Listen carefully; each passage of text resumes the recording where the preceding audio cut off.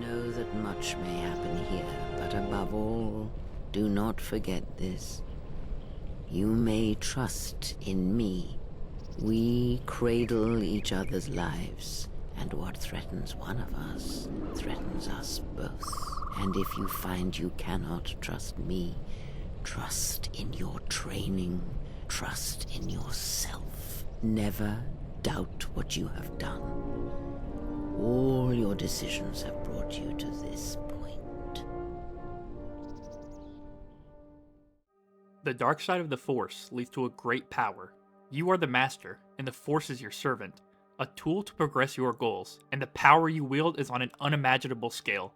The growth of power, hunger, and control you have mastered over the Force is second to none, as there are none left to challenge you. The vision you have as you come out of the bacta tank flees, and you don't know where you are, or how you got there entirely, but you can recall one thing. You are slowly beginning to rekindle your connection with the Force, and you are out for revenge. This is going to be Star Wars Knights of the Old Republic 2, the Force-only wielding Sith Lord. Creating our character, we start off with the Jedi Consular, the obvious choice for any major Force-wielding playthrough, as the Consular is given 8 Force points per level, compared to the level 4 of a Guardian and a 6 of a Sentinel. We also gain an average number of skill points per level up before intelligence attributes additions, and the Force Focus feat dedicated to the Consular class. This will grant an additional +2 to all saving throws enemies must make against our Force powers, and a +4 upon reaching level 12. This will be important to maximize our damage output and prevent enemies from saving against our attacks, since we can bypass any armor through our means. Due to the limiting nature of the attribute points, I pushed Wisdom and Charisma to 16 and not 18 so that I could distribute some points into Dexterity, Constitution, and Intelligence to ensure I am propped up in other areas. For my initial skills, I dump into Persuade and then even out Awareness and Repair so that I can eventually detect invisible enemy Sith assassins and provide some useful knowledge and skills for droids later on. My initial feat choice is Toughness to go against the initial curve of Lost Vitality. I can't get the Enhanced Force Regen until level 4, and the only other useful feats for survivability at this point would be Dueling for the +1 defense and Conditioning for saving throws. The rest of the playthrough will focus on aggressive Force attacks, survivability with Force buffs and abilities, overall character improving feats, and a lightsaber to tie it all together with our gear. As our decisions are made, it is now time for the dawn of Son Wolfrider to take its place and deliver the power of the Force to the known galaxy. Wandering out of our bacta tank in an unknown place leaves us confused. We find a room of bodies, none of them breathing, but as we check the other room, one of them stirs. An old woman named Kreia, awakening to grant us the first of her teachings that will lead us on a journey of many. As she is recovering, we scout ahead and run into the droids of the station that are automatically targeting people and attacking, relevant to the strewn about bodies and no other living beings on the station so far. Initially, I am tasked to do so with no Force powers and must make my way through a common sword I found on the ground. Disgusting. Slightly better for me in a mining laser is nearby, just as bad, but not for my better dex stat. Luckily enough for me on my first level up, as I'm in the middle of the precognition fight. What are you talking about? It is the Force. You feel. I'm in the middle of the fight, Kreia! You stupid old hag! Once that's over, I was able to grab Shock, knowing that I would be losing an extra 5 Force points per use compared to Stun Droid, but sets me up for future dark side alignment. I immediately feel the effects of this choice through my low level and Force cost, as my initial fights leave me with no Force powers after 2 uses, even without killing the lowest level mining droid. This leaves me with a choice to either sit and wait for each fight or go up to this thing and punch it with anything else. Therefore, I make the executive decision here. This might have to start after I get up Peragus, because Atton's not going to have Force powers either. Yo, I'm making a decision. We can punch things. And with our stipulation in place, we move on to find Hell in the Cell, our good friend Atton. After a wonderful conversation of stuck-up and non-direct answers to our questions about the facility, we let him out with the threat to cut him upon betrayal. The two of us head over to the main console where we contact T3 to get us access off the administration level. Handing over the controls to our little friend, we are obviously foregoing the idea that this droid is only going to use the Force. T3 grabs some spare parts to repair the terminal and sees that the subsystems were routed to the fuel depot computer, and the terminal connection was fried with a mining laser to prevent remote access. After a quick explosion and a Spy Kids 3 reference, I'm the guy. You're not the guy. The blast door to the fuel depot is opened. At the fuel depot terminal, a series of explosion and emergency shutdowns have been blocked. T3 manages to open their emergency hatch, and we eerily lose connection to him as the door is opened for us. After a threat to Atton and calling him a coward, being the Jedi I am forced to head to the mining tunnel. Through the winding tunnels of rocks and droids, I make my way through, ever growing tired of the lack of total force points. I level up, granting me 2 force powers, taking stun droid now to deal with them and mind affecting for the future. We trudge on until we shut down the containment field, giving us access to the emergency hatch to the fuel depot. Our impressive arrival is greeted with a dead Cal Kestis looking figure and a droid calling me master, happy to see me alive. Another survivor of the Harbinger, we find out, seems to be happy to converse with us while we at the same time withholding information with its confusing and sometimes passive-aggressive communication. We decide to move on, finding out Korth planned to sell us off, however the droid had other plans. We escape and kill the droid after regrouping with Atton, Kreia, and T3. The Harbinger comes into the play and we find ourselves being hunted by Sith assassins. Kreia stays back and gets her hand cut off, which pain flows into my own. The rest of us move on and work our way to the Ebon Hawk. After massacring Sith with the blaster turret on the Ebon Hawk, we find ourselves in a race through the asteroid field chased by the Harbinger. Our only option of escape winds down to blowing up the asteroid field with it entirely of the Peragus facility. We jump to hyperspace, giving us breathing room to discuss our next option.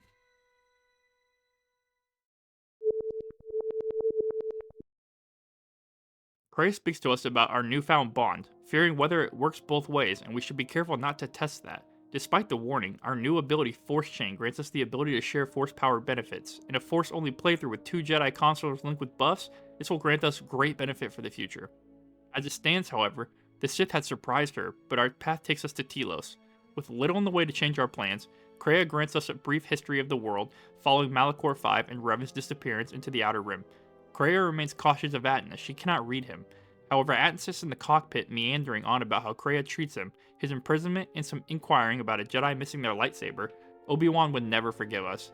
Atton himself seems to have learned some of his teachings as well. With both of them settled in, we fly into the bustling city of a dying world with caution of the growing threat behind us. Arriving on Telos does not grant us any respite as we are immediately taken into custody.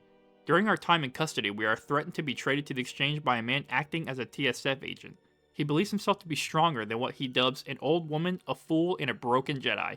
He is quickly reminded that this is not the case, and the rest of the incompetent guards with zero knowledge of how the assassin got in their ranks and opt to let us stay in the housing section of Telos. After a couple of days and a visit from the Ithorian Moza, communication from Jaina Lorso, and some insight to a conversation between Atton and Kreia, we are let loose from the investigation and free to explore as we please until the Republic arrives. On our way to check out in the Ebon Hawk, subtle signs of our influence show as Atton helps to kill a defenseless man in his apartment with a strange loss of consciousness. Kreia is unhappy with this action taken on our end, as we did not consider all the ties the Force have in this moment of violence.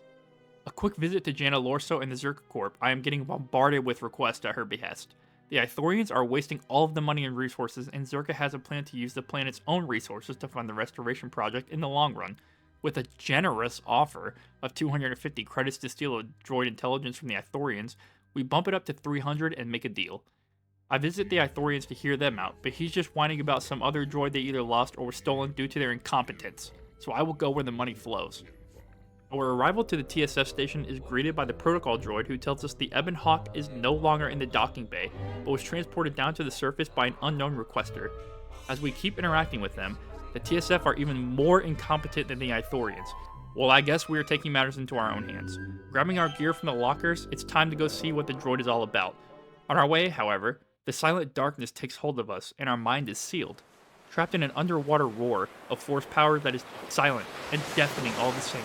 You can find yourself now touching down on Dantooine. Everything that took place flowing through your mind like a blur. I took the stolen droid to Zerka. I infiltrated the exchange, killed the exchange boss and everyone who stood against me.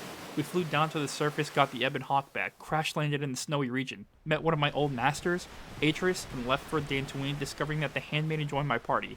It's hard to imagine these events all transpired under your inner spell, but there was no other option other than to trudge on, with this overcoming darkness lingering in the back of your mind.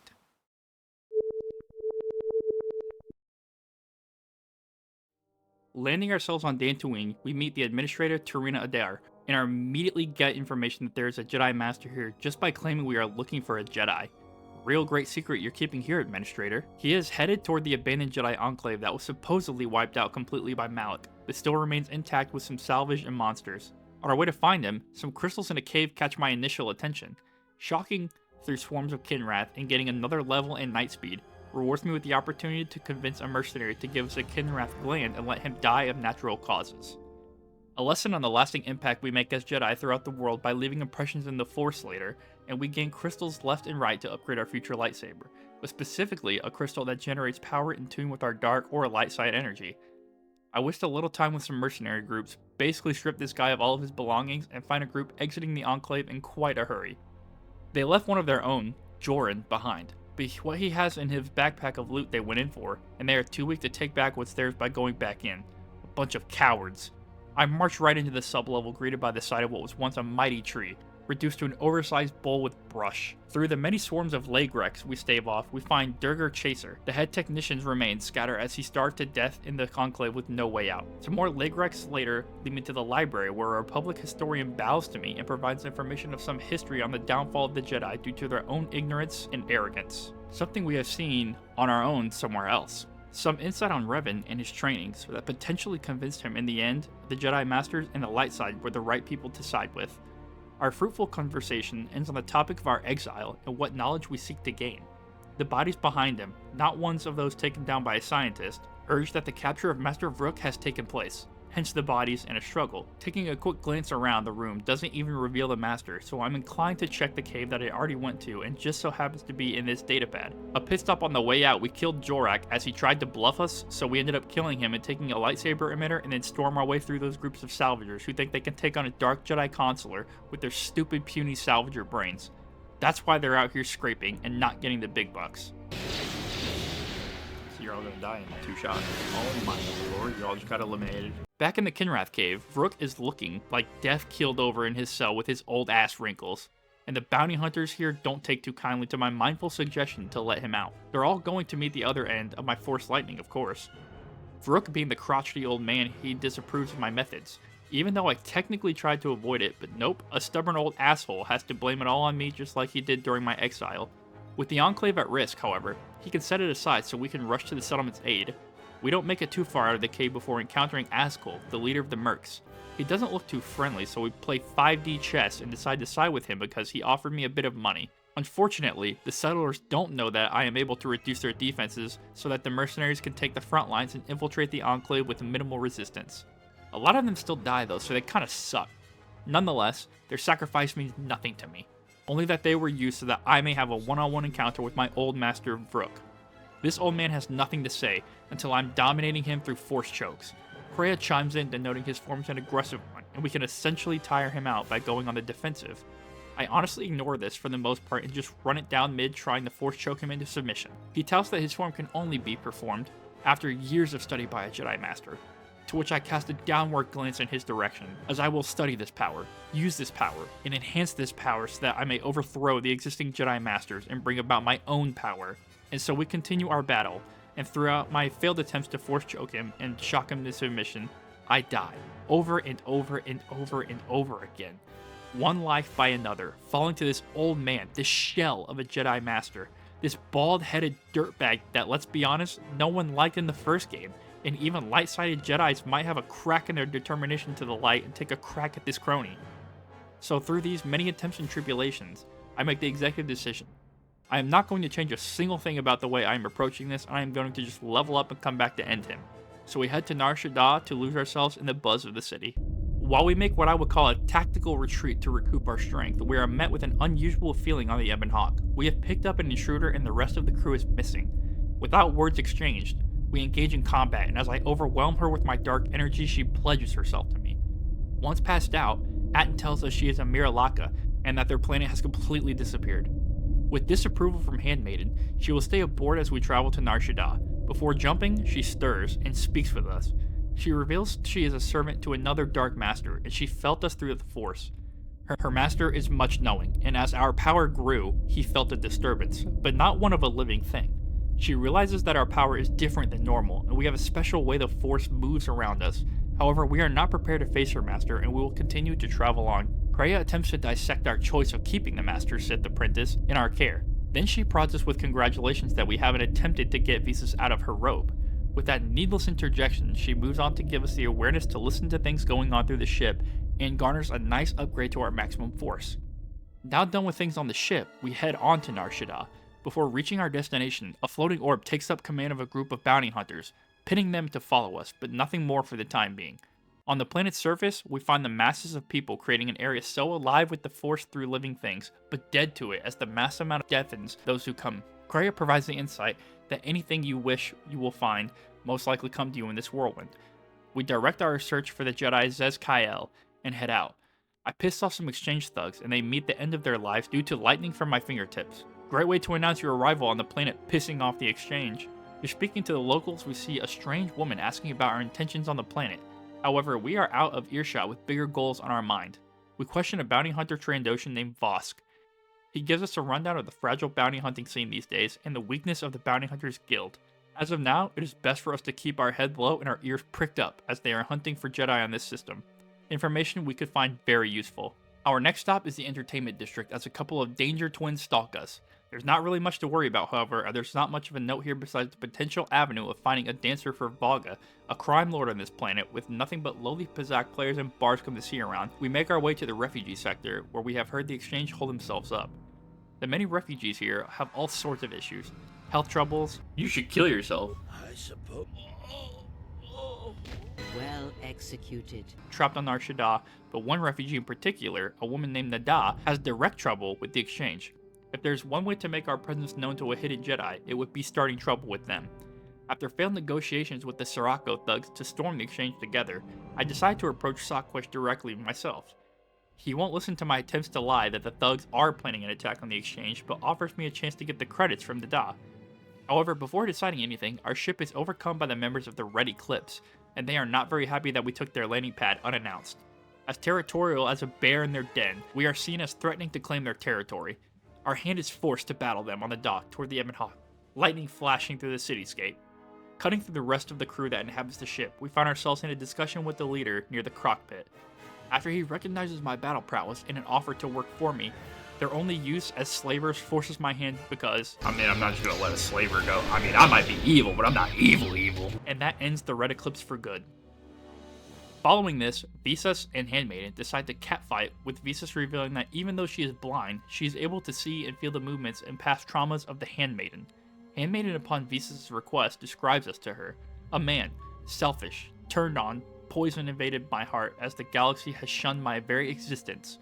As the ship returns to normal, a conversation with Handmaiden guides my abilities further to gain battle precognition. This stacks insanely well with my current abilities, adding my wisdom modifier to my defensive bonus, and my highest stat, we're gaining a highly powerful boost. Once again in the slums of Nar Shaddaa, I fly in some freighters that a man named Goto of the exchange has interfered with. Assigning power to each pylon gives me enough information to stitch together that the freighter orders as we finish. We get a view of Mira and Hanhar, the bounty hunters stalking us like prey in the busy city. The conversation, struck between them, goes south as Hanhar hoists her in the air by the neck. However, he has not decided today that she shall enter the Shadowlands. While further exploring the docking region, I convince a man that his lost wife who is in the refugee sector is dead, and convince him that others will take advantage of him. Kreia sees that I have taken advantage of the learnings of Nar Shaddaa, with strong approval to make others more self-reliant. Some further exploring leads us to a Bith with a signal in his head to trace by going to meet an informant. This signal is meant to be secretive, according to him, so maybe something leading to our Jedi friend is our thought, so we investigate. Our arrival is met with a body, and droids attacking us which are swiftly dealt with by some lightning. On our return, our friend is nowhere to be found besides a dismembered arm. Oh well. We finally get the chance to meet the slug Vaga himself. Discussing Goto and the exchange interfering with his freighters, strikes us a deal to deliver credits to us and fuel to the Citadel station when the thugs are dealt with. As all of this comes to a closing and we return to the landing pad, Atton brings to our attention a message. The message entails an invitation to a meeting between myself and Visquis to discuss some shipping interests. With that pretty much being the goal of my dock exploration and the obvious trap intent, I waltz right to Jektar. Atton, too worried to let me go without a smooch or something, gives me a special warning of seizures, and then bounds off to his own desires as he awaits our return. Once again, we must be stopped on our approach by Hanhar this time. Hanhar is frustrated that he may not hunt us, the Jedi, and wishes to turn on Goto and Visquis. He betrays them, gaining us advanced knowledge that my crew will be attacked in our place. Cut to Atton having the time of his life at the cantina and a couple of beauties approach him, but they don't want to share a drink with him. They are here to dance, and Atton is familiar with this game. The familiarity rises as he suppresses the twin sons throwing grenades after grenade, causing a grand scene in the cantina, putting down the twin sisters. Atton returns to warn the crew that the truce is off, and all hell is about to break loose as some bounty hunters threaten us, and the crew engages with them, Baldur probably being the most excited. Back on our end of things, we find out it's not our end of things. This suited individual wandering into the depth of Jek-Jek-Tar posing as the Jedi is none other than Mira. Hanhar provided Jedi bait an opportunity to get to Goto, however Mira pulled the wool over the Wookiee's eyes as she reveals herself.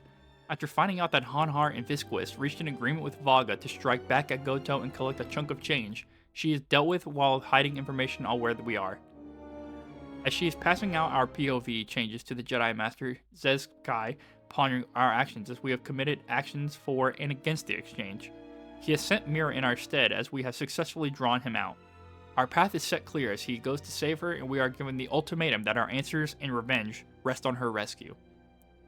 Visquis, absolutely excited, stroking himself seeing us enter the establishment, releases poison gas to incapacitate us. To enable us to control ourselves in this environment, Kreia teaches us the breath control technique that allows the Force and little air in our lungs to sustain us. As we slay the Gand and other tribes within the bar, Hanhar has retreated further into the compound with Visquis. Navigating our way through the maze he led us into, we are met with a high security door. Our troubles continue with the door while on the inside. Hanhar is given the opportunity of his lifetime, a solo hunt against Mira in a closed environment. Hanhar swears to kill her, and lets us through to escape Jek-Jek-Tar. Hanhar, engulfed by rage, strikes down his ultimate bounty, and Visquis moves to put Hanhar down alongside her. Through his rage, Hanhar makes his way through the base and opens the path for us to get into Visquis' bunker. As I make my way in with the utmost aura, I'm ready to tear this place down. However, without even lifting a finger, Vasquez is surrounded by the group he gathered to attack me. These assassins only truly work for Goto, with Visquis removed from the equation. Goto turns his intrigue onto myself. I feel my subconscious slip as many volts of electricity enter my body and pull me into a slumber. The Jedi Master confronts Hanhar and threatens him. However, Kreia intervenes with her usual stoic demeanor and places him in his own slumber. Kreia now claims Hanhar's life as her own, and at his dismay of being placed under another life debt, Kreia promises that she will never supply him with mercy. As I am incarcerated, the party comes up with a plan to enter Goto's ship. T3 once again becomes our hustler and solves some puzzles. Survives some HK-50 units, how embarrassing HK-47 would never, and got transmitter codes Goto was using to hack Vaga's freighters. Presenting the Ebon Hawk as bait, lures Goto into capturing our crew, ready to enter the ship and free me. On my end, Goto bargains with me to save the Republic. As he states, the Sith won the Civil War with a disarray of the Republic in the aftermath, not necessarily playing for the Jedi. Goto wishes the Sith and the Jedi religious squabbles to end and allow the world to return to order, one of any type. With his own interest in mind, the Republic must continue on, whether backed by the Jedi or controlled by the Sith. Our conversation is cut short as my team finally arrives to get me off this yacht. On our way out, we rig the ship to explode, believing that we have eliminated the threat of Goto. However, this is proved inaccurate as the droid of Goto is placed in our party with no objections allowed, and we must continue on our journey. We're able to touch back down on Nar Shaddaa and finally get our conversation with the Jedi Master, Zez Kaiel. He is uncertain as to the reason for our return, for the storm that engulfs itself around us is unreadable, something that has never been seen until the day I was judged before the Council. Master L shows us a higher form of integrity, reflecting on the choices of the Order, or not to be so quick to cast blame on the Jedi who left to fight the Mandalorians and protect the innocent. Instead, he faces the arrogance that the Order had and their inability to take responsibility for the downfall of Revan and my exile. Once he is done reflecting, he offers the chance to strike him down here on the moon of Nar Shaddaa, but instead, we send him with his doubts to the Order, to let them see him, and sow the seeds of doubt in the teachings of the Council. Before his departure, he enhances my connection to the Force, never surprised by the speed of my learning. His departure to Dantooine is one we will surely come to visit in the future, and one I plan to return to and settle a debt. As we close out our time here with another master, Atris is discussing her research through the Ebon Hawk during the time we were held there. They are worried the Handmaiden is lost on her path while traveling with us and betrays the teachings of Atris. Through this discussion, Atris is surprised to hear that there was an old woman held with us while in her presence, has her shaken. The fear of collapse is enclosed on her mind, and as the darkness and my power grows, she too will learn she is all too right. The dark power swells within me. It grows, and once back on Dantooine, I am here to release this power. Master Vrook, the smug old man, stands before me once more. As he cries out for me to be stopped, I choke off his supply of oxygen. He struggles before me until I place him out of his misery to suck the remaining life force from his withering soul. This power, it surprises me, and Kreia, always guiding with her wisdom, ensures we are harnessing the power of the Sith instinctually, my ever-growing hunger for power to be satiated by the force of those I fell. With Vrook out of our path, we take the cut of the credits and step aside to take our leave and allow Azkul to do as he wishes with the Administrator. Another Jedi, confronted and dealt with, allows us to turn our attention to the next target, the planet Onderon. During our approach, Kreia senses a disturbance in space and the planet below. The blockade around Onderon was expecting us, and doesn't hesitate to let loose some fighters to shoot us out of space. We make a run down to the moon of Dxun to retreat and figure out our next move. Located here is the start of the Mandalorian Wars, where they began their crusade upon the Republic and their territory, and some old Mandalorian outposts to head towards. As I exit the ship, Kreia warns Atton that the ship will remain broken until we have concluded any business necessary, as a wound of the past, the Force has brought me back to this battlefield, where I once waged war against the monstrosity that was the Mandalorians. The jungle greets us, lush with animal and plant life. The battle overhead ceases, and Atton shuts down the ship further to work on the repairs. Ahead, a couple of exchange bounty hunters have followed us down to a moon by crash landing their own ship. As a way of thanks, they intend to take me in for the bounty, which ends up being a sore mistake on their part. Further along the jungle, we find the remains of a Mandalorian, but not long gone, freshly killed, indicating that we are not alone on this moon. In a very similar fashion to what we see in the Shadowlands, the Mandalorians show themselves surrounding us as they deactivate their camouflage. This band guides us to their outpost where the clan of Mandalorians are operating. Before us, in a grand silver suit of armor, is Mandalore himself.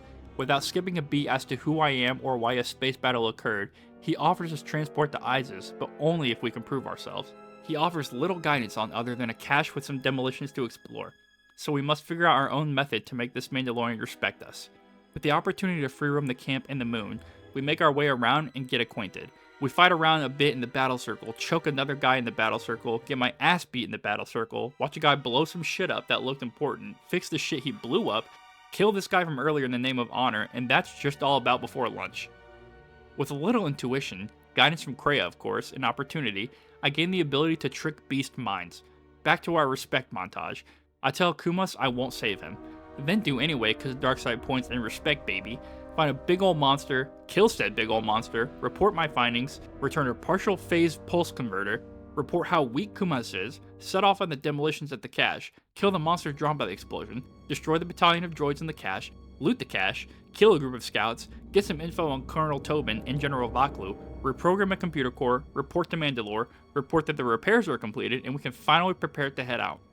Once again, behind our back, Kreia confronts Mandalore, goading him with remarks of their defeat from Revan and Malachor V, asking of him for his loyalty to me, even citing her knowledge of Revan disappearing after leaving him behind. This kinship is what she requires, nothing more and nothing less, which leaves Mandalore very watchful. Before we are able to get the shuttle off the planet, the base is attacked by Sith assassins. All hell breaks loose as we fight our way to Mandalore, who boards us on the shuttle and lets the rest of the camp take care of the enemy. We see the Queen being given a report on the space battle, and the sneaky Republic reporting done by Vaklu. With the Jedi advisor, they plan for the Shadow support to be brought into the light. I get an overview of Isis with report that the city is on tight lockdown. Our informant, the Dr. Dagon Gent, is in the market square and the first objective of our visit. Passing a quick inspection grants us access to the city along with a starport visa, a priceless item allowing travel to and from the city. This nice fellow here, Captain Rickon, gives us a history lesson on Onderon, the Beastman and its exhaustive political and social affairs. Down the way we meet Anda, who is a silent supporter of Vaklu from the shadows. Seeing an opportunity to gain some inside trust and a hefty sum of credits, we help her. Kreia, also supporting the plan, launches us into action. Overloading the power conduit at the sky ramp removes a captain, while Rickon's sense of justice leads him on the shit list of Vaklu supporter who vows to remove him from the military. These quick endeavors grant us access, information, and 5,000 credits to line our pockets as we stroll to the market square. This stroll is quickly interrupted as once again a gang of thugs tries to shake us down, to which they are sorely mistaken to do. Not only have they wiped off this planet faster than a speeder bike, but I also hit level 18 during this, to which the game is completely shut down to me as I now have Force Choke, Cross Opposition, and now Force Storm at my fingertips. There is not a single or group of enemies that can withstand the might of my mastery of the dark side of the Force. This new power will allow me to conquer Onderon with ease. That is until we find out that Dagon is nowhere to be found and held hostage as the suspect of a soldier captain's murder. Inside the nearby cantina where Dagon frequented, Gillespie, the checkpoint captain, recently promoted due to Sulio's murder, provides us with insight that Dagon most likely didn't do it, but he is just a convenient target for the investigators. While our investigation is unraveling, once again to no one's surprise, some exchange thugs come to collect a bounty, but they only find death at the hands of a newfound Force Storm user. But they do provide me with a copy of a Starport visa which I can slice and redistribute later on. Nearby in the capital, General Vaklu has learned of our presence, but wishes us to be watched at the moment. Captain Riken, our good friend in the neighborhood, informs us that he is in fact holding Dagon. The punishment would be death for his crime, however he is not aligned with the idea that Dagon did the killing. He says we can gain information around the cantina to clear his name, so back to where we already investigated for round 2. Nico states Dagon would never kill the captain as he highly regarded her. Some further information from Kith would have us believe that he is making unwanted advances on her. Another round from Nico reveals that they were often seen at the establishment and they were just a couple rowdy drinking buddies and nothing more. However, misconstrued from the outside this seems, Mandalore isn't sold this is enough to clear his name. A return to Kith details Dagon left earlier than Sulio, who left later on and would end up causing a commotion with Nico reaching the body first. Nico on his appearance outside found Sulio dead as a doorknob, and Dagon came from his office across the courtyard, not from the scene of the crime. With all the details leading up to the murder, we investigate the scene to find a broken droid close by with the head missing. Further inquiry details that the droid is Bahima's servant droid. Kif can dig through the memory core if we find the head. Luckily, Pinar can chime in for once and the Beast Rider points us to the 1B8D unit in the courtyard who would buy anything. Perfect for someone to dump some evidence for cheap. The droid amicably offers the head for a measly 25 credits, and Kif can pull the memory recording showing that the killer came from the marketplace area. As Nico was the first outside, we show him the recording to get his opinion, which aligns with his earlier statement that Dagon did not come from the area the killer was positioned. With evidence in hand, we can make a strong case on Dagon's behalf to Captain Riken and get him set free. Old Man Jenkins accuses Riken of following up Dagon's case and he doesn't want to budge. Nico gives us the A1 best friend pass. With the recording, Dagon is released. Now meeting Dagon, we can freely ask about getting into the palace, but with the assassinations, it's locked down extra tight. Dagon has an idea on the identity of the Jedi Master we are attempting to contact, but now we gotta grab holodisk or else we can't get our contact. So when the Cantina Bakul refuses to play nice and meets the end of these lightning hands. After Dagon sets up the meeting, the Master convinces the Queen meeting is necessary. Upon meeting us in the Cantina, hell, the bar is only place on this planet for anything substantial to happen. Even Mandalore himself is impressed to be meeting Kavar, as an old friend of Kavar knows my struggle with the Council, and explains my exile was out of fear, that I was a spy for not being corrupted like the others following Revan. However, we don't get the chance to finish before being interrupted by Vaklu troops, so Kavar hits the stunlock slide out, leaving us to deal with the men literally letting me kill his soldiers to hold up a ruse. Vaklu has allied himself with a Sith Lord of all types, which means that we are stuck between a rock and a hard place to help the one hunting us while we also hunt the Jedi ourselves. An offer to help Vaklu rid the capital is backed by Mandalore, knowing that Onderon politics are prided on credibility. As my interests lie with getting to Kavar, a simple deal here will seal the Jedi Master's fate. But not quite yet, as we must leave Vaklu's troops still attack me due to the underhanded deal and appearances to keep. Our exit back to Dxun is swift. With the deal made and awaiting the time to strike on Isis, Mandalore joins us on our quest due to the nature of the Sith hunting me, and definitely no other reasons. Even more conveniently, just like that, the Ebon Hawk is fixed and ready to go. The only planet left to visit is Korriban. However, before that, Biodor informs us that our evil tendencies have not gone unnoticed and Kreia needs to be avoided as she has plans involving me. As blind as he could be with that lava-looking face guard, he is quite perceptive. Even more importantly, we fire up our good friend HK unit. Noting that he is similar to other HK units hunting me, he brushes it off as an attempt at humor. However, he is red and steaming after learning it is true and he has plans to educate these defunct protocols. Ah yes, here we are. Korriban, the quiet power that lives under the surface, the teachings of the great Sith Masters, the remnants of what remains of the Sith Academy. They all dwell here in the dark vestiges of its former glory. Kreia would stay with the ship due to the darkness, but guide us through the remains of this relic using only our telepathy. The tomb of Nagasado, Revan's own staging ground against Uthar Wynn in his newly developed Jedi identity. Tulak Horde, the greatest lightsaber duelist, capable of feats today's Jedi and Sith would never live up to. Ajunta Paul. His psyche would live on in the tomb to be met with Revan who turned him back to the light. The disgust of someone being enlightened after so much destruction, falls on distasteful lips through Kreia's retelling. Finally, Marco Ragnos, a Sith so powerful at the time, whose death led to such a vacuum of power that the Sith would push themselves to the brink of extinction before one Nagasado would rise above them all. These teachings trail along my mind as a cave calls to me. However, our main goal lies in the Academy. The Academy itself, even more inviting, with death greeting at the open doorway beckoning us to enter. Inside, we get a glimpse of the monster that has been tracking us across the galaxy with his minions. We are met inside with a flurry of Tukata and Sith assassins as we make our way looting and being assaulted by the camouflaged assailants. Our search brings us a note. For new students to enter the Academy and train in the absence of masters, we initiate the training sequence and gain access to the learning materials, but I don't need them to lecture me because I am always snagging 80% first try and unlock the training room. The door across from our new access is locked with seemingly no entrance, so we enter our training course, but with the aged electronics or due to some other intervention, all the starved Tukata are unleashed on us. We slaughter them like animals, and the final locked door is open to our entry. This leads us to the unfortunate sight of a dead Jedi Master, Lana Vash, the revenge I have been seeking, lying out of reach at our feet. With great anger, I stand over her, picking up her datapad. Darth Sion had captured her and through her own pride and ingenuity, believed that the student back door would allow her to escape the clutches of this broken being. We return to the terminal and use her account to open the exit back to the valley, but in the main area, Darth Sion awaits. This monstrosity of the dark sides deems us a weak fool that Kreia clutches to.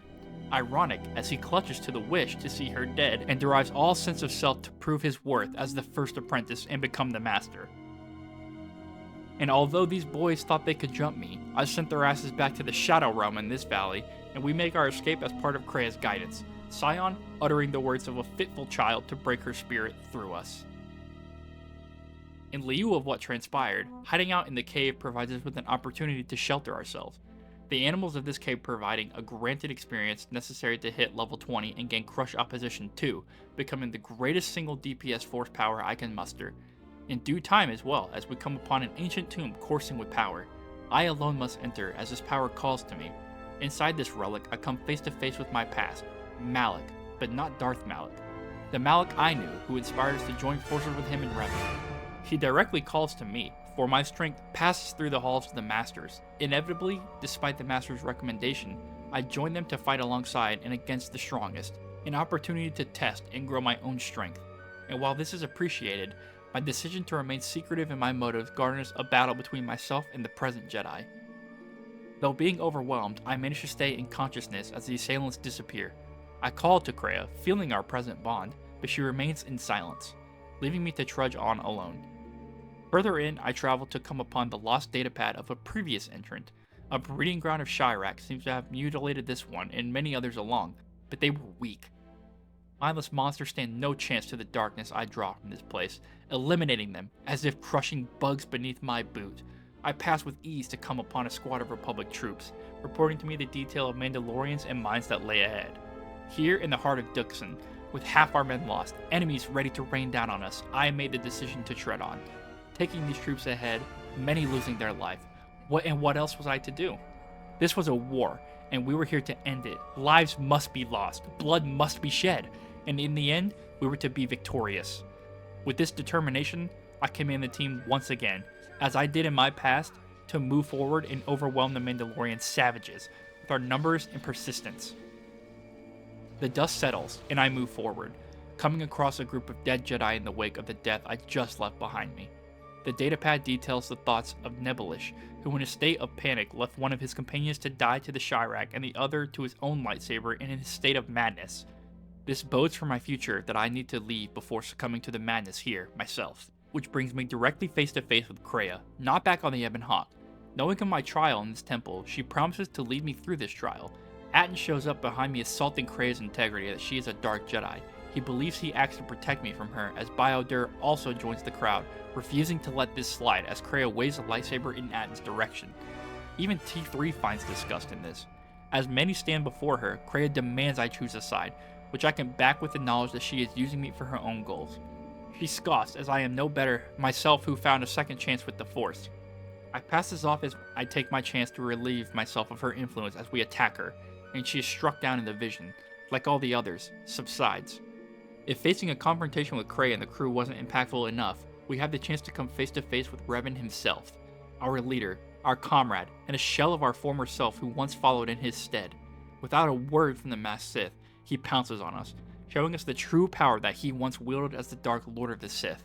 The pressure is too great, his dark presence overwhelming any power my own anger may produce, but before this vision can take my life, he vanishes, replaced with Kreia chipping in for the first time, stating that I have now passed this trial. As I take a moment to reflect on the tomb's effect on me, Kreia guides us towards a future that is brought by my own instincts. Our exit is swift once we open the sarcophagus in front of us, revealing another Dark Lord, Ludo Kresh, the rival of Naga Sato.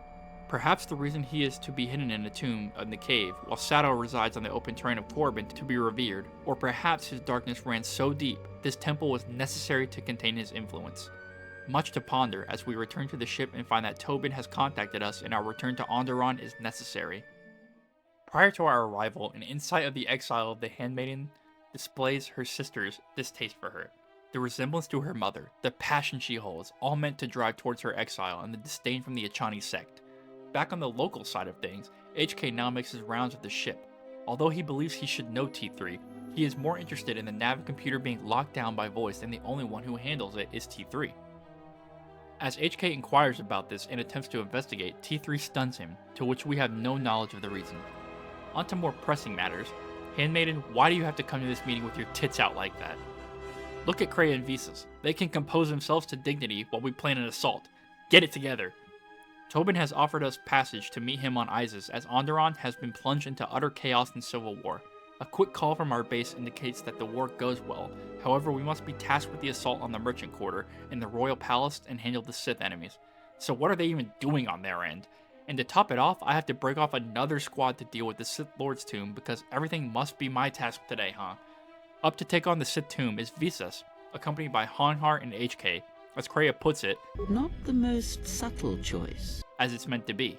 Even after Visas successfully navigates the mines and attempts to subdue the perimeter sensor, it fails and any attempt at subtlety was lost to begin with. So as subtlety is out the window, we're all here. These Sith troopers continue to not learn their lesson in who I am, and continue to meet their demise in the storm. The handy little terminal allows us to run the Fu Hold scenario, which just turns all of the Sith turrets and war droid against all life forms, which we can immediately see take effect in our favor, letting us basically waltz right up to the front door with minimal resistance. Hex believes that this entire temple is a tomb of Freedon Nad, the Sith who became the king of Onderon, and the rest of the royal line descends from him, leaving a taint that Visas can sense with her heightened Miralaka connection. Our entrance has not gone unnoticed, but we are more interested in the nearby dark energy that we revel in, gathering our anger and channeling it. Some terminals nearby give us items, and all that's left to do is descend into the main temple interior. Inside, the Sith Master would begin to tell us that we are too late and Onderon shall fall, and even how to wield the Force. I would not deign to heed his weak considerations, believing himself to be a greater user of the Force than my own companion. They all fall as the blasting power of Visas' Force waves send them back, and the Wookiee is sicked on them with their repressed state. The darkness here is ours for the taking, and meanwhile, back on Onderon, the real battle will begin. And begin it shall, because we're taking in the mother-trucking Basilisk. Can I get a Hail Mandalore in the comments here? We come screaming through the atmosphere in this military mechanical creature, passing through all defensive turrets. Our arrival is welcomed by the screams of royalist soldiers falling to the storm that has arrived.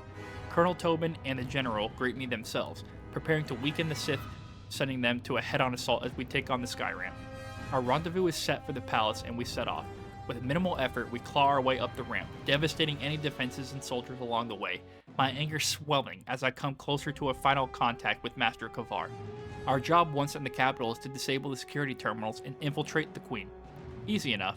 Not even their expert slicer can withhold me from my objective. Our old choom, Keith, from the cantina, promoted from passport slicer to master security specialist. With knowledge of our power, he would have gladly joined us, but as it stands, it is too late for him. He chose his stance, and chose too early for his own good. With security gone and the second terminal offline, our final engagement is before us, but not before this giant beast has gotten the taste for human flesh. As I succumb to a major attack, Atton and Kreia are able to stave off the beast long enough for the soldiers to flank the Queen, and the General to lock her in combat.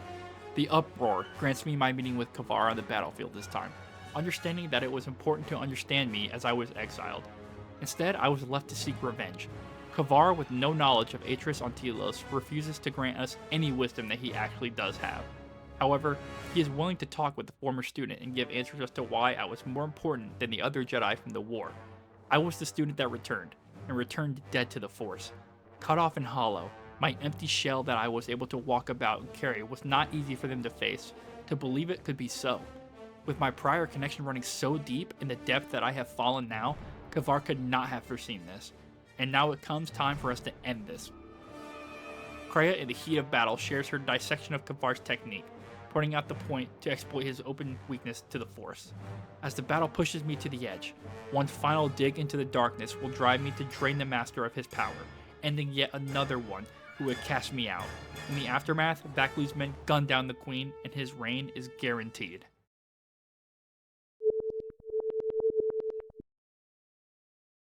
With the Master dead, our business here is concluded, and our course is set for Dantooine. To confront the final two Masters in the wake of Kavar's death, the Enclave once again greets us, the other entrance opening as Revan once exited to begin his journey as a Jedi once more. We shall enter. Kreia takes a rest, afraid as to what will transpire with the rest of the Council. We approach the Council, or should I say, what remains of the Council, as Zez Kyle stands before me, my dark presence, the death in my wake, all apparent to the last of the Jedi Masters. Soon enough, he too joins those that would exile me and then stand in my way. Now, with the Order crippled, Kreia now holds all the information she needs to carry out her plans. Before pressing on, it's imperative for her to know how their deaths have affected me. The Force in all of its mystery cannot be understood through the Jedi Code. The feelings of battle have not calmed. There are still others that hunt me, and I must confront them. In this moment, Kreia determines I am a failed apprentice, and now everything that is spiraling is my fault, because I chose to lay waste to the senseless Order to cast me out. The effects on my companions, the battles we have endured, have led to the current Order's end. However, all for nothing, as Kreia laments our choice. To have the Jedi Masters brought low by such a failure, there is no victory in that. You have not heard a thing I have taught, and for all I have said, you have never learned to listen. You were my last hope, the only one who could change what is to come. And now you have left me nothing. I shall teach you no longer. Our bond remains, but that is all. Stay here and die, apprentice, among the wreckage of all that remains of the Jedi. It is a fitting grave until the Sith come to end you, to end everything. And as you lie here, I pray you will listen and finally awaken.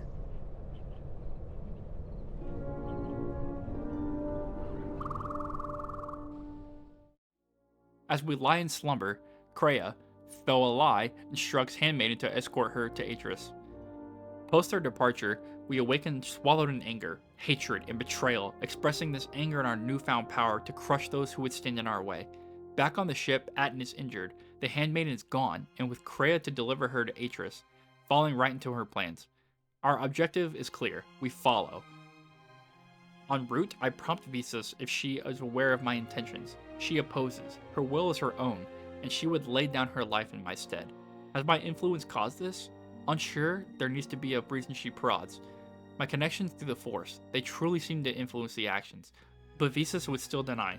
Through Kreia's vision of the end, Visas sees a future of life for one so far down the dark path as I. It is interesting to know how much she sees with that lack of sight. At our destination, Kreia, once previously Darth Traya, the one who knows the betrayal and the knowledge of the Sith would possess, and in her knowledge she can see that Atris walks this same path. Her blue lightsaber, not expressing the fall from grace and the chance for her or I to be saved, all silent in the wake of the admittance of her dark revelation. The Handmaiden is critically aware of this and pleads to her sisters, but they also cast her aside. But in their shelter, they have stayed weak, unlike the Handmaiden. Atris, thoughtfully aware of her taking to me, but strong loyalty remaining, will punish her, bringing her to her knees. Atris starts grilling. No amount of love can come from one as I, who lost it at Malachor for so long. And I don't have an agreement with that, as I must fade in with the absolute same likeness that Obi-Wan strolls out of the ship on Mustafar. Atris is unwilling to guide me to Kreia, believing that she is strong enough to walk away and follow after this encounter. She is about to feel the true wrath that the dark powers of the Force can truly awaken when one is pushed far enough. She has only dipped her toe into the power that can be channeled, and as she succumbs to this power, she begs for me to end her, which I am all too well prepared to do, and continue toward my true goal. The one who calls out through the holocrons, the one who must bring about the betrayal of Sith and Jedi as she claims. Though, through the Force, she knows of the arrival of the Devourer, one who must also be overcame and stripped from my past. Brianna swears her fealty to me as Atris is no more, and the overwhelming sense of dark hunger arrives to Telos to bring about further confrontation. The Sith are overwhelming the station, and with Gren, we push them back and fight our way to the Ravager. To help with our arrival, the Admiral arrives to distract the Ravager and its fighters, allowing us directly to board the vessel. The Sith, far unprepared for a Mandalorian boarding party, is swiftly dealt with, and with these warriors, some proton cores to leave a little parting gift, leaving us to deal with things directly. Along our excursion to the bridge, Visas enters familiar territory, her old bunking during her tenure among Nihilus. However, she now serves me, and swears her fallen world that she will end this hungering monster in an act of revenge, plummeting fully into the darkness that flows in my wake. As her words become our actions, we stroll towards the bridge of the menacing monster. His overwhelming power stuns the party, the pressure of his hunger felt within every cell of my being. He has come to feed on Jedi, but there are none to be found. Kreia has brought him to me. In anger, he lashes out to feed on the energy that I possess, but it backfires, and this lust for hunger creates an opening for us to engage him directly. We go on the offense, but as the battle rages, Visas has a moment of hesitation. I prod her to attack his link, and she stuns him momentarily, allowing us to go for an aggressive approach. With a newfound weakness, we assault the Dark Fiend with a barrage of pressure exerted through the Force. Unable to maintain his balance in the fight against us, we are able to whittle down the Sith Lord to his knees, where he succumbs to the touch of death. As one of the Dark Lords who has hunted me for so long lies at our feet, Visas takes the opportunity to gaze upon one final time of the face of her master. She retrieves the mask of her master, denoting the empty graveyard world, and finalizes into words that she serves me now. With death as his only companion now, Nihilus destructs until there is no longer any presence. Without any further resistance, we place the Mandalorian proton bombs, and our way out is finalized with the destruction of the Ravager. Carth is awaiting our arrival to ask about our explorations beyond in the Outer Rim, and our time of exile, and whether we encountered Revan. He is frustrated with Revan's disappearance for 4 years with no words, and the Republic in his hands. However, he trusts his companion, like we have ours, and as Dark Savant Shadow sums up for us as we come to the end here, the real KOTOR was the friends we made along the way. We leave to confront what calls us as Bastila shares words with Carth as to what Revan's goals were, and she won't know from us because our future lies ahead in the shadows of our past. Malachor V, the birth of this trial we have found ourselves in.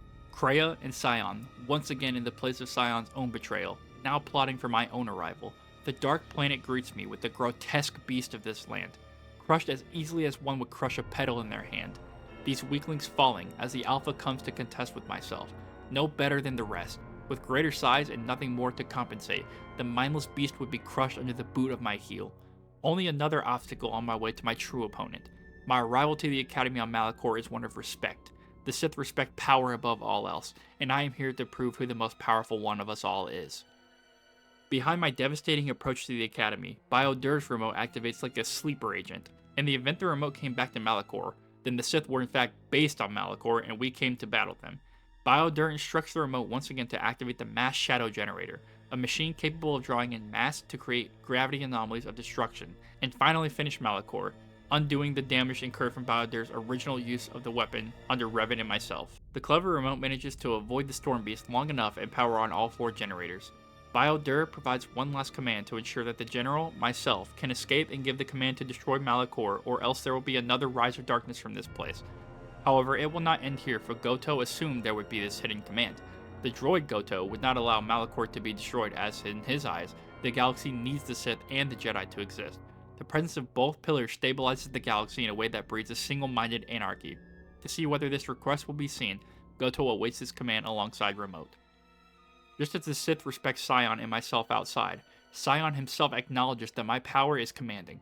And with my final level up of the game, I get to level 24 and max out my Crush Opposition Force power. A final look at the stats gained over this playthrough has us managing a +5 to Charisma and Wisdom with a total DC of 39 on my offensive force powers.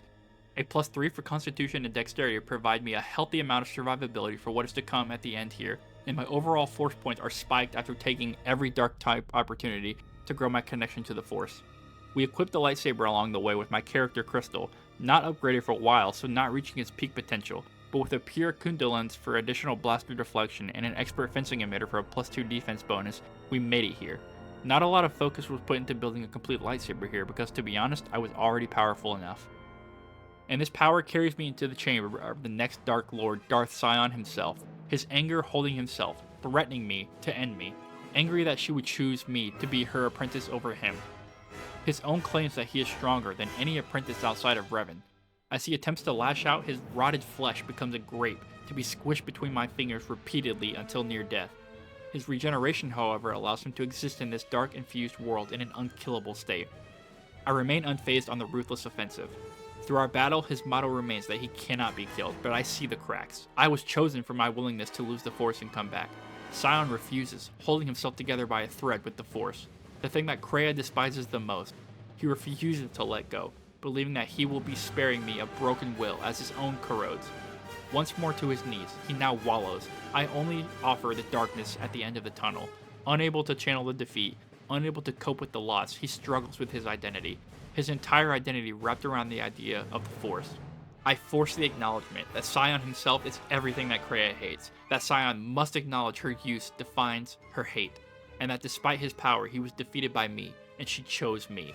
Sion accepts his end, a final warning of her intentions, but a guide that she will open herself to me. For all her efforts were guided into me, the chosen apprentice, and he falls defeated at last. My footsteps signify the end's approach, the heart of the academy, the heart of the war, the path to my exile.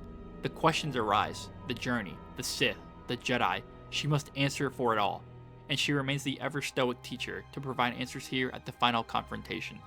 For the first Jedi Master, Atris, as she had fallen, had destroyed herself, and as a figment of my past, needed to be confronted. Among the dealings of the world, there must be one who will betray, and Atris chose to betray the love she felt towards me. Standing in the center of my own past, I can remove it all. The generator is a call away, but she does not waver towards these threats of machines. As her student, she would be nothing but disappointed if I were to throw away all the answers in front of me to destroy this forsaken planet. However, the only real question remains is why? Why come back after her exile? Why bring me out of exile? Why remove the Jedi Order from existence? Why do any of this? And it boils down to my own points to Sion. Kreia is the one who wields the Force, but the Force and its destiny wields us all, and that is disgusting to her. She, who would be a Jedi and a Sith Lord, despises the Force for its will to control all beings and destroy lives in a constant chase to achieve balance. Through it all, I was chosen because I was able to walk away from the Force and disconnect from it and survive. I embody the potential for the living Force to die, a walking spot of emptiness where this will is cut off, the perfect ideal for her to blossom into a capable Force.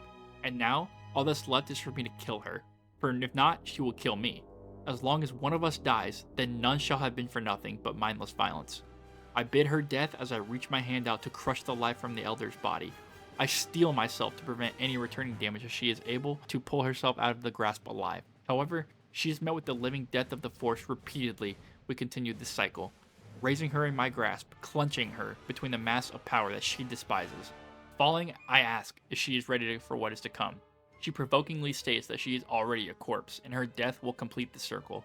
I graciously accept, but she would not go out without a resistance, raising 3 lightsabers with the Force to teach me of power.